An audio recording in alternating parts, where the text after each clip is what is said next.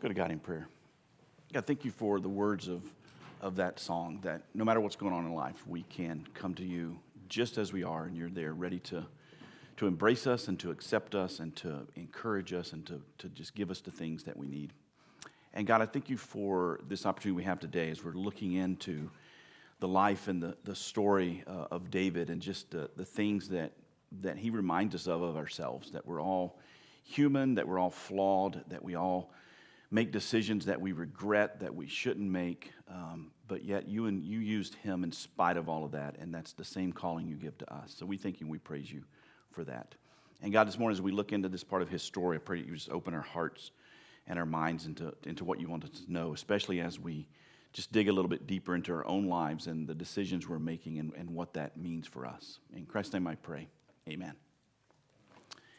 So good morning. It's good to see everybody here in person. Those of you who are online, I want to welcome you. It's great to have you worshiping with us. If you're here for the first time or with us online for the first time or maybe been with us for a little bit and you've never filled out any kind of a connection card, we've got them here in the pocket in front of you.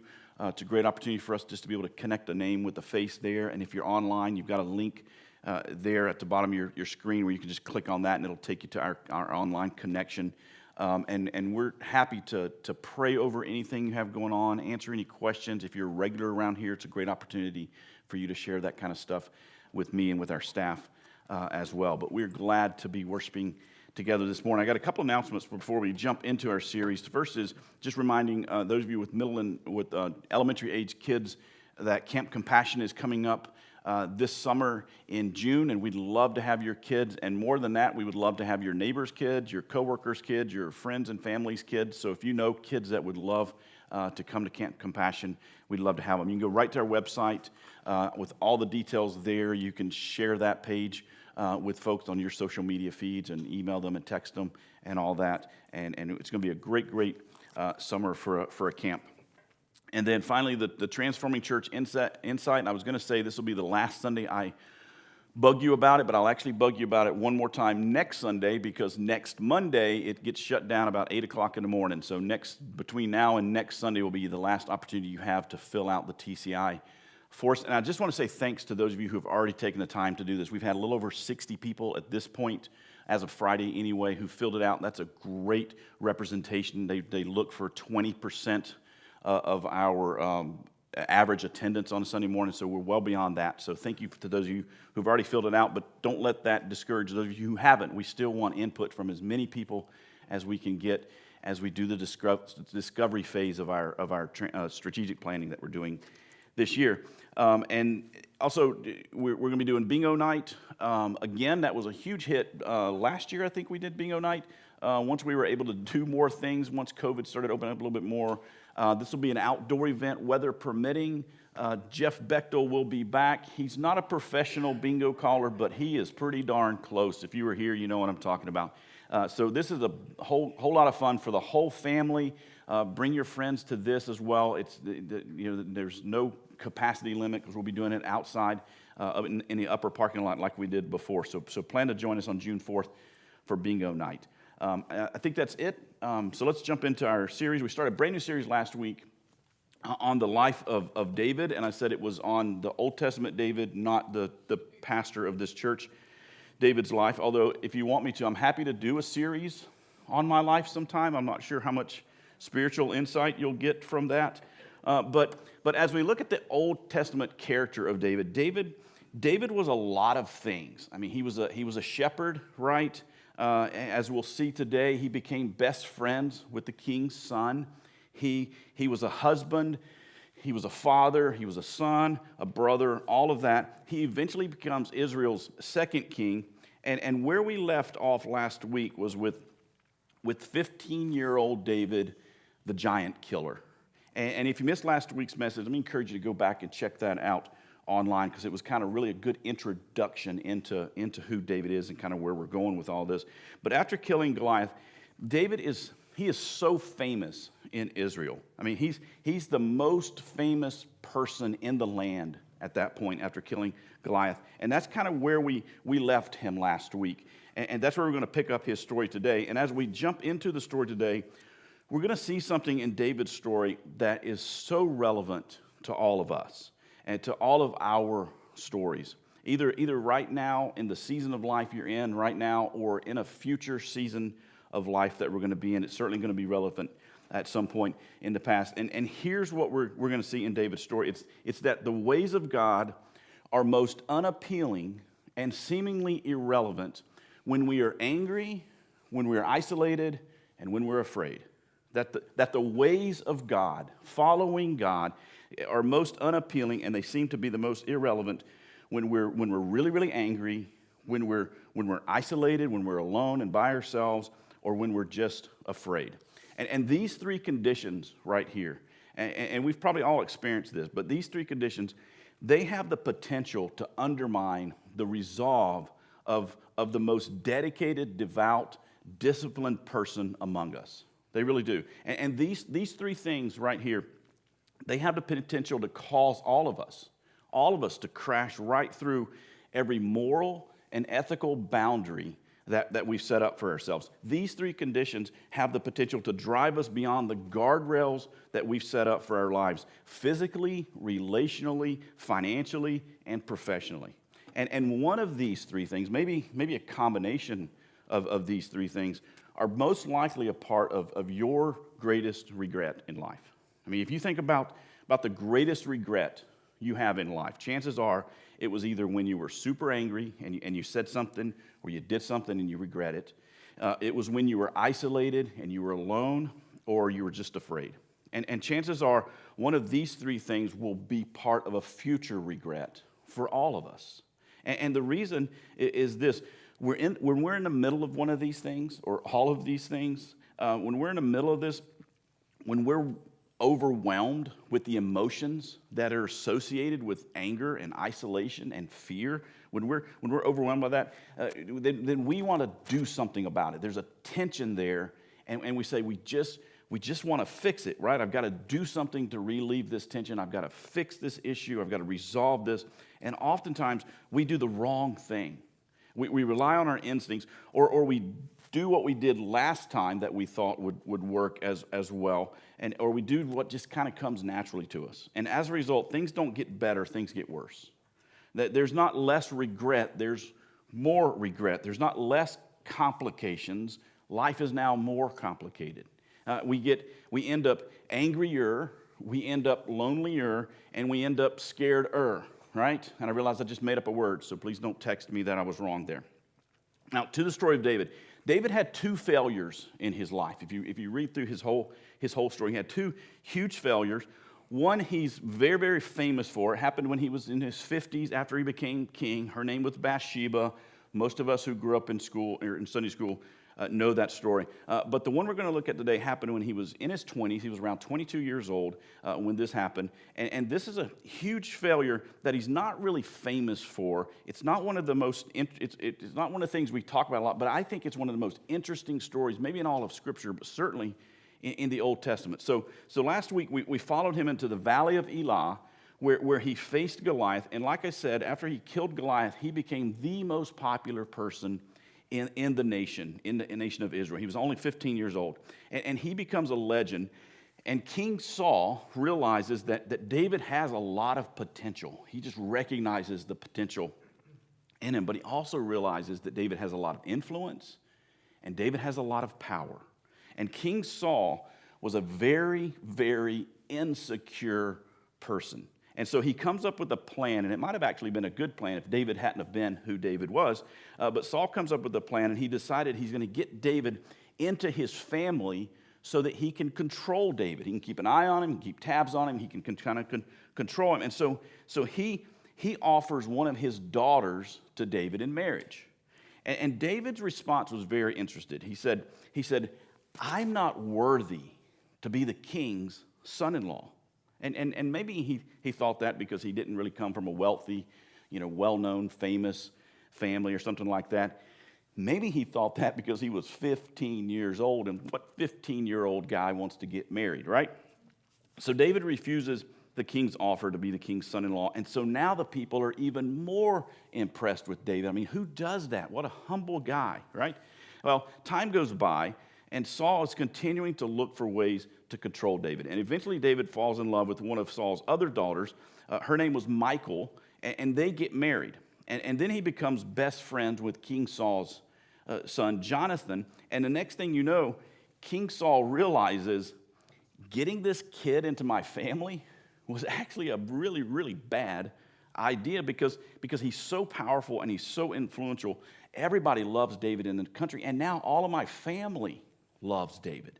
And so Saul, he's just very, very jealous. Well, time goes by. About 7 years go by, and during that 7-year period, David is kind of in Saul's favor and he's out of Saul's favor. He's in Saul's favor and he's out of Saul's favor. And this just kind of goes back and forth. And this gets to a point to where one day King Saul has just finally had enough of it.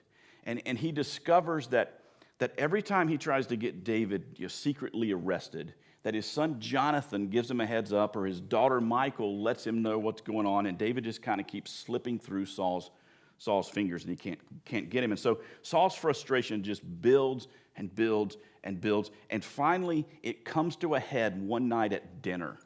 Now, dinner was the big meal of the day, and dinner with the king was a really big deal. I mean, it was an extraordinary honor to have dinner with the king.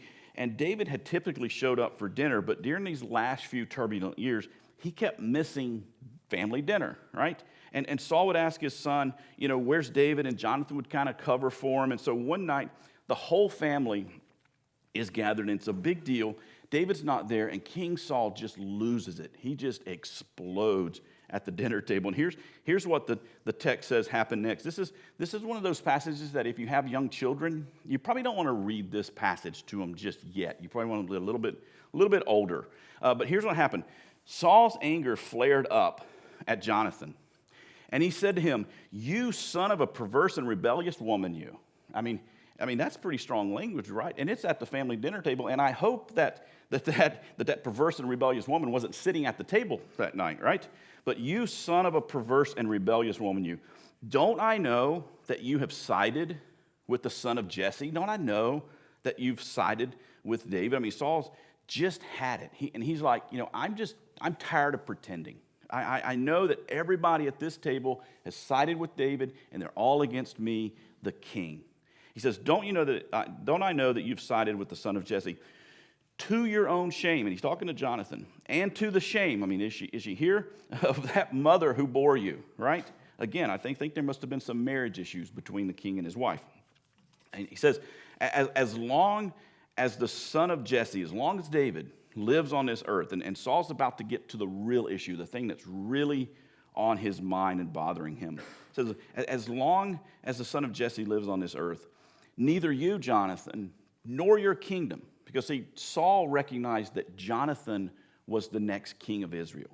Saul's the first king of Israel, so naturally he thinks his son's going to be the next king of Israel, even though David has already been anointed as the next king of Israel. King Saul wants his legacy to last. He says, neither you, Jonathan, nor your kingdom will be established.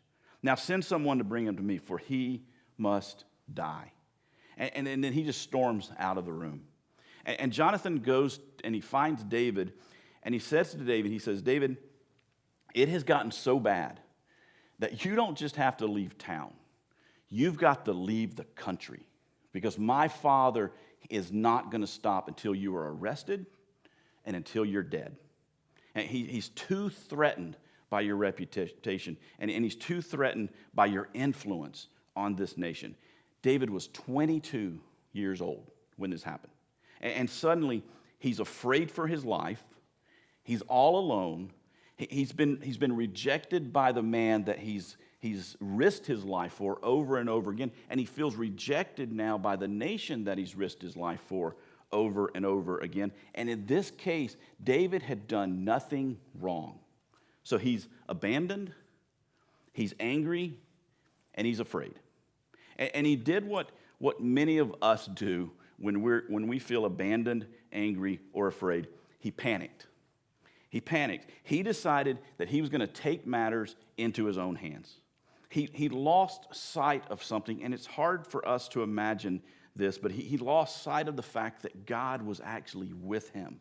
Because, think about this. When we read these stories in the Bible, particularly in the Old Testament, we tend to read them at 30,000 feet. right? I mean, we know how this story's going to end. We know how this story's going to go. And so it's easy for us to look and say, why would you do that, David? Why would you make a decision like that? Why would you panic? Why would you run? Why would you abandon your faith? Why would you not trust God? Why would you walk away from your morals and your ethics and your values? And I can't help but think that there are probably people right now watching us, and they're probably wondering the same thing about us. There are people watching us right now as we struggle with some of these same things that David struggled with, and they're wondering, why would you do that?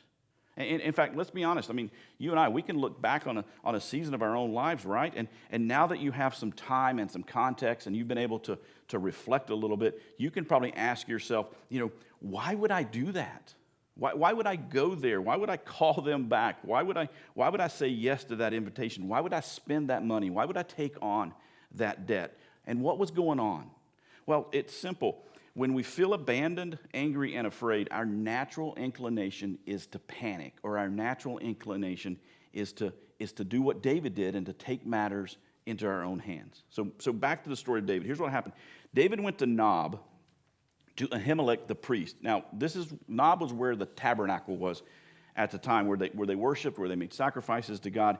Because at that time, they didn't have a capital city and they didn't have a temple. So they had the tabernacle, which was this portable worship center. It was a big, huge tent-type complex that God had instructed them to make back when they were wandering around in the desert after they left Egypt. And they would basically move the tabernacle from city to city to city, wherever it was safest in the territory that Israel controlled at that time. And wherever the tabernacle was, that was the epicenter of Jewish worship. And so at this particular time, the tabernacle was in a city by the name of Nob. And since it was there, the priests were there, and Ahimelech was the high priest at the time. It kind of rotated who the high priests were. So when David showed up, it says, Ahimelech trembled when he met him and asked, "Why are you alone? Why is no one with you?" And the reason he asked David those questions is because every time David showed up somewhere, you heard him coming long before he got there. Because David traveled with 1,000 personal warriors. 1,000 personal warriors always traveled with him. And Ahimelech had never seen David by himself. And all of a sudden, David shows up, and he's a little bit nervous, and he's by himself, and Ahimelech's looking around going, what is going on? This is really, really weird. This is strange. And David answers him, and he lies to the high priest. He lies to the high priest, and if you remember last week, we said that David loved the law of God. I mean, he loved the law of God, but here he is clearly lying, and that's in one of the top 10 laws of God, right? It's in the 10 Commandments, and David knows what he's doing is violating God's law and his own moral standards. In fact, think about this. Wherever the tabernacle was, the Ark of the Covenant was there. Do you remember one of the things that they put in the Ark of the Covenant? It was the original stone tablets that Moses brought down off of Mount Sinai with the 10 Commandments. David could have walked over to the Ark of the Covenant and actually read, "Thou shalt not lie," right? And here he is lying. But David lies. And do you know why he lies? Because he feels abandoned, afraid, and he's alone. And he panicked, and he stepped away from what he knew was right and what he knew was true. And here's what he said. David answered Ahimelech the priest. "The king sent me on a mission and said to me, 'No one is to know anything about the mission I am sending you on.'" He just lies. "I'm on this secret mission from the king." And then the lie continues. "As for my men, I have told them to meet me at a certain place." I mean, he's not even a good liar, is he? He's bad at it. This is so lame what he's saying. He didn't have any men, but he's afraid, and he's afraid that if he tells Ahimelech the truth, that he's not going to help him. And here's the spoiler on this story. That lie that David calls, that lie that he told, that it would not cost David, but that lie would cost Ahimelech and his entire family their lives. The story continues. "Now then, what do you have on hand?" David asked him. "Give me 5 loaves of bread or whatever you can find." So David's here. He's without food. He's hungry. And Ahimelech's thinking, this is just weird. You're by yourself. You've got no provisions. You're hungry. The king's son-in-law. You're the captain of the king's bodyguards. And you show up. You're on some secret mission from the king. And your men are hiding somewhere. So here's how the priest responded. But the priest answered David, I don't have any ordinary bread on hand. However, there is some consecrated bread here. Now, let me explain to you what consecrated bread is. Every Sabbath, the priest would bake fresh bread. And this doesn't make sense to us, but what they would do is they would take that fresh bread and they would place it on the altar to God. It was just their way of offering God fresh bread. And then the next morning they would come back, and lo and behold, God hadn't eaten any of the bread, right? And so the priest would eat the bread. But it was considered consecrated bread, which meant in order for you to eat it, you had to be ceremonially clean. And so Ahimelech says to David, he says, we don't have like any normal food here. All we have is consecrated bread, but if you're ceremonially clean, you're welcome to eat some of the consecrated bread. And David lies to him again and tells him that, in fact, he is ceremonially clean when he's not. So the priest gives him the consecrated bread. So now David has not only lied about why he's there and what he's doing, now he's lied in order to be fed. Which, if you were here last week and you heard the story of David and Goliath, I mean, when you think about this, you just have to wonder what happened to, that David who said, in you, my God, I put my trust. My hope is in you all day long. Where's that version of David? What happened to God? You are my refuge, and I'm going to run to you in times of trouble. Where's that version of David? And this is where the story takes a really crazy turn, and there's so much drama in this part of the story.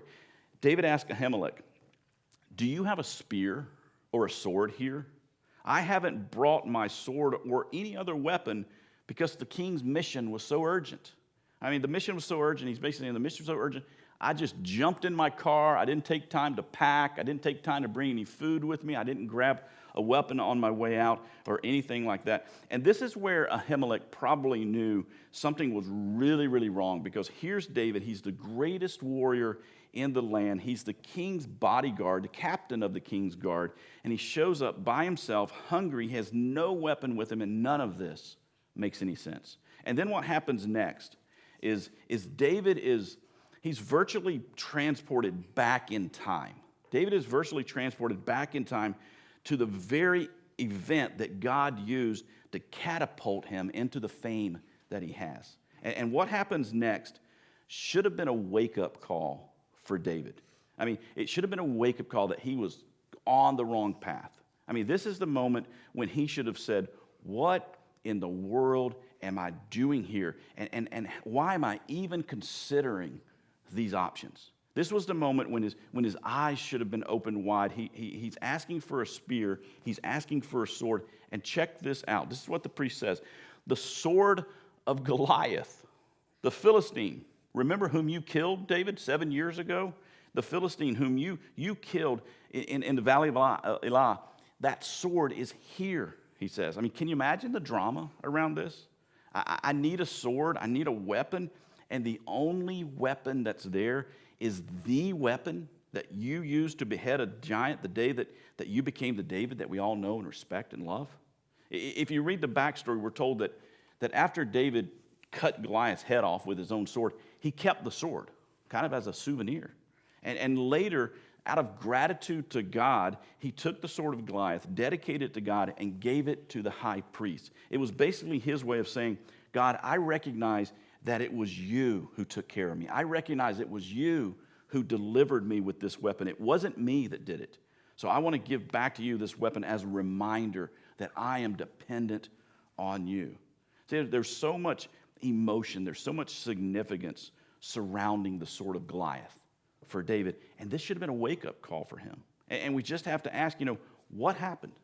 I mean, what happened to that clear-eyed, confident, humble shepherd boy that walked down into that valley last week and faced Goliath? What happened to that version of David? What happened to the kid who ran towards danger and not away from it? What happened to the poet who actually wrote these words, I will fear no evil, for God, thou art with me? Where's that, David? Where's that faith? Where's that confidence in God? And the answer is simple. Fear, anger, and loneliness.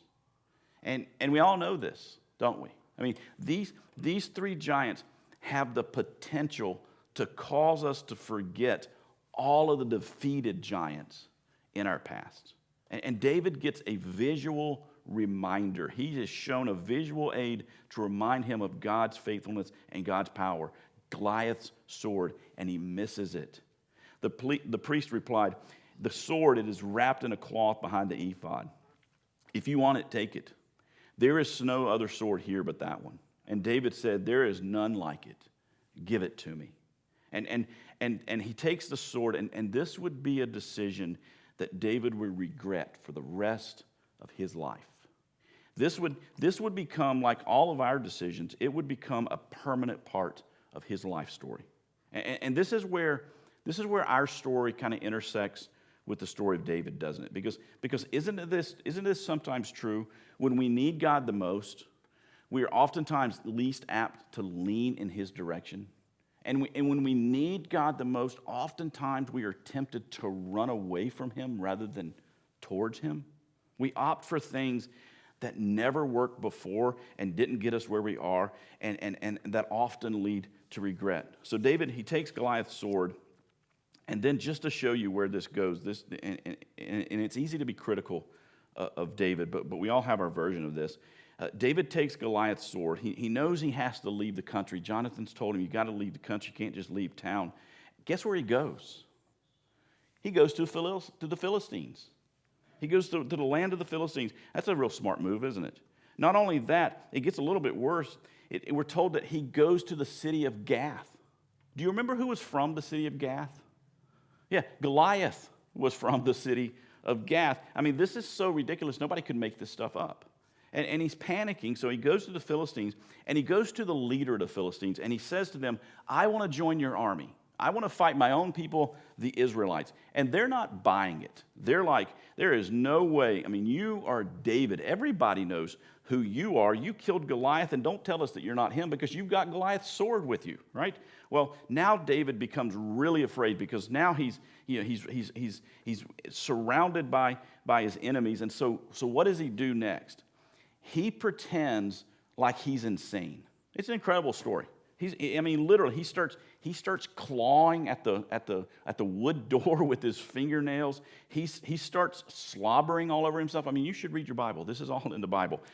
He starts slobbering all over himself, and the king is like, "Okay, I've got enough fools in my court as it is. I don't need another one. Get this guy out of here," right? And so they throw him out, and David flees to Philistines. He goes and he lives in a cave for a while because he doesn't know what to do, because he feels abandoned. And he's angry, and he's afraid, and he doesn't deserve any of this. And finally, he kind of comes to his senses, and he goes back to Israel, and he finds another prophet, a guy by the name of Samuel, and he says to him, he says, I've really messed up.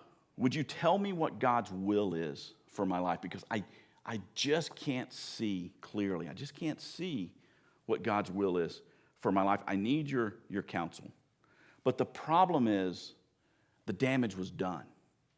Because when David was with Ahimelech looking for food and looking for a weapon, there was someone else there. There was a guy by the name of Doeg there. And Doeg was the chief herdsman for the king. He oversaw all of the king's herds. And he overheard the conversation, but he got it wrong.